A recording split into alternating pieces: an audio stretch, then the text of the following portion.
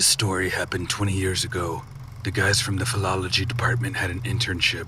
They were sent somewhere deep into the Russian village, but that's why they were assigned there, because only elderly people lived there, and therefore the internship could turn out to be rich in material, folklore, and all sorts of balichaka, which is part of a Russian folklore story about an allegedly happening event, mainly about a meeting with spirits. The students got settled, there were 5 of them, at Grandma Dunya's house. She's a pretty, tiny old woman, looking at whom I got amazed. She was so feeble. Also, Grandma Dunya had a rather big vegetable garden and 2 goats to boot. Well, her children helped her with the garden, arriving on weekends from the city. But with the goats, Granny Dunya fought herself. She mowed hay for them right behind the house. Since the house was on the outskirts, meadows begun right there. She also milked, fed, and generally looked after them as if they were her own grandchildren. And in the evenings, Granny Dunya would take an old accordion out of the cabinet, get out to the gate, sit on a bench, and give free concerts. This way she could recall her youth. As she said herself, in 2 days the students weeded the granny's vegetable garden, and after that they got down to their work, collecting folklore. For the whole week, they went door to door and had heart-to-heart talks with the local people. The old people told them a lot of things. Everything was written down in thick notebooks and put in travel bags. And so, when all the stories, perhaps, were retold, and there was still a whole week of internship ahead, the students decided to go hiking in the local forest. Not far, of course, so as not to get lost. In the evening, they packed food, water, matches, salt, a tent, which they had prudently taken from the city, a compass, of course, and in the morning they set off, promising Granny Dunya to return the next day by the evening. The forest was rustling, birds were singing, the sun was shining. Everyone felt joyful. Holidays, entertainment, and rest were waiting ahead. Soon the well-visible path began to narrow, and then it disappeared at all. But it didn't bother anyone, since everything was quite expected. Who could go to the forest there? There were practically no young people in the village. On top of that, the youngest dweller was over 60. The guys strolled, talking about this and that. They recalled some funny stories from their lives, discussed their teachers and group mates, shared plans for the upcoming holidays. Soon, a silver lining between the trees loomed ahead and the tourists decided to take a break. An hour later, the guys moved on. So little by little, the young people went further and further from the village. But the forest was light, deciduous, the weather was good, and the compass worked properly, so the guys decided to go even a little further.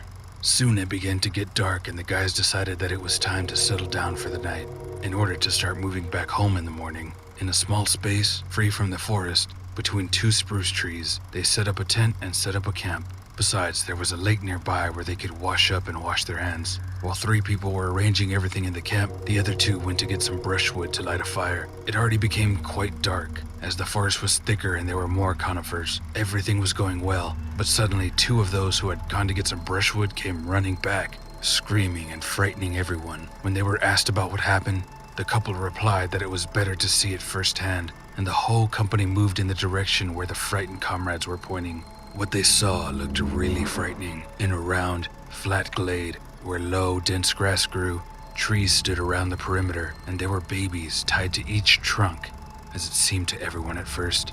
Horror gripped everyone. The guys came closer to find out what happened here, and having examined the babies properly, exhaled and shouted to the girls that they were just dolls. The girls decided to come up and look at everything with their own eyes. There were dolls that hung on the trunks of trees, whitening against the dark background of the bark with white bodies, at the level of human height. These were dolls, very similar to real children. Some were nailed, others were tied with a rope, others were simply stuck between branches. There were no clothes on them. Some had partially or completely missing limbs. Others had torn abdomens and exposed entrails where insects and worms were swarming. There were some greenish blue spots, similar to cadaverous, along their small bodies. But they were all united by one common feature. No matter how mutilated the dolls' bodies were, they all had unharmed eyes. And the gaze of these eyes was so clear that it seemed as if the dolls were alive. Particularly scary was the fact that all the dolls were looking at one point, turning their little hairless heads just at the place where the camp had been set up. That's creepy, Lily said at last.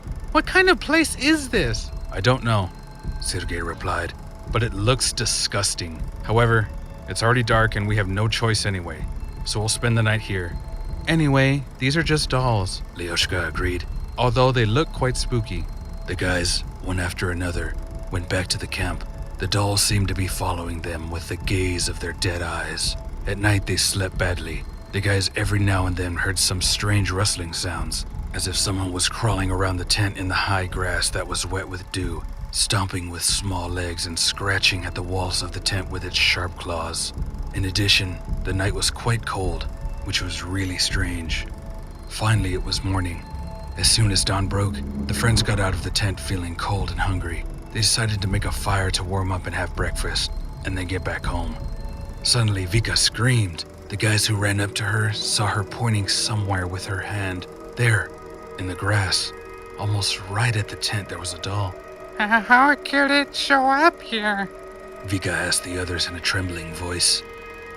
Maybe it's been there before, but we just didn't notice. Come on, Answered Lyoshka. we would have noticed it when we set up our tent. It's right next to the tent. Guys, I don't like it. Lily said gloomily. This strange glade, creepy dolls that have come out of nowhere in the deep forest, this rustling around the tent all night. Let's eat something and go back to the village. Said Dennis. I feel uneasy here as well. The guys had a quick breakfast, put out the fire, and set off. However, having walked a little, friends noticed that the road didn't look the same as it was yesterday. Dennis took out a compass. Its arrow was trembling, got stuck in one place, not moving left or right. What the hell is going on? Yesterday we walked along this path and everything was fine. He exclaimed. Others got as perplexed as Dennis was. It was decided to move randomly, navigating by the sun, moss, and familiar places, if there were any. It was already past noon. Everyone was thirsty.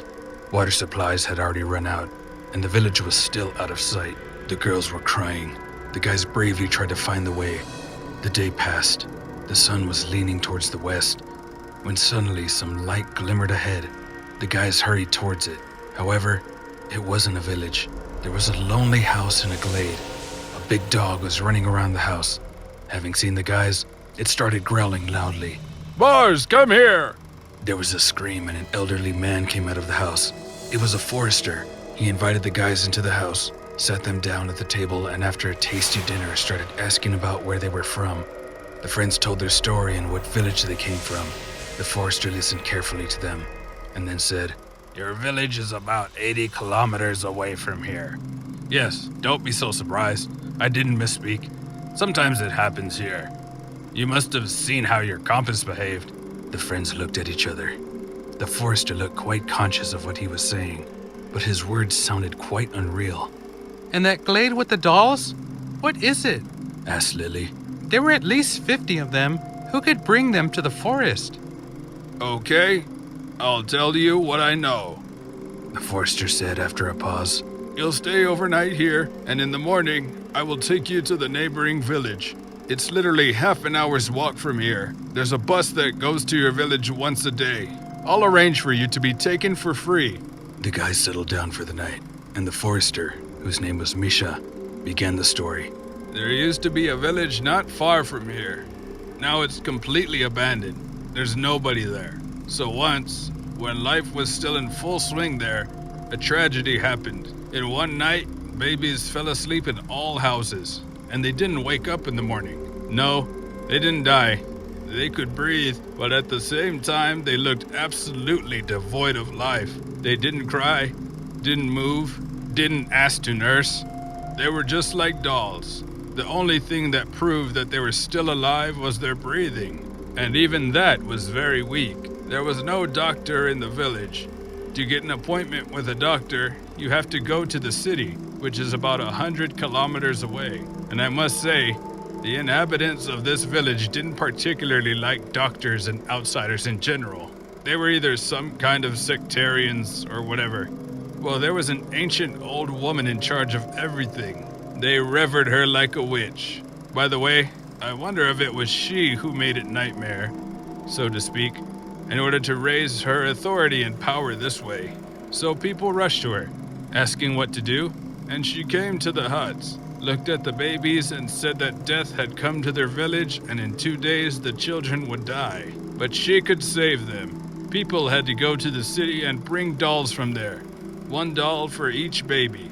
Maddened by grief, people who completely believed in the old witch equipped 3 carts and sent several people to the city to bring the dolls. The next day, they returned, on carts, in cardboard boxes. There were dolls that looked like living babies, in pink and white lace. Those dazed dolls were made really well. So the witch ordered to bring all the babies to the center of the village, put them directly on the ground, and attach a doll next to each baby. People did everything according to what she said, and the old woman announced that now she was going to transfer the death from child to dolls. I don't know what she was doing there, but the children really came to life. They started crying, and the dolls, which the death passed to, the witch ordered to carry them to the forest and to tie them to the trees, whispering some certain words. The villagers, being so happy, did everything that the witch had told them, and slowly life began to return to its usual flow. But only soon people began to wander in that forest, just like you. Some people disappeared, and those who have found their way and returned told about the living dolls that live in the forest, and they told creepy things. I won't tell you everything, but the dolls are really not dead. Someone or something lives in them. They deteriorate over time, but their eyes remain unchanged. I've made sure of it myself. I've already been working as a forester in this forest all my life. Since you've seen it, you shouldn't have any doubts about the veracity of this story. Really terrible things have happened to those who have been there. You guys ended up quite well.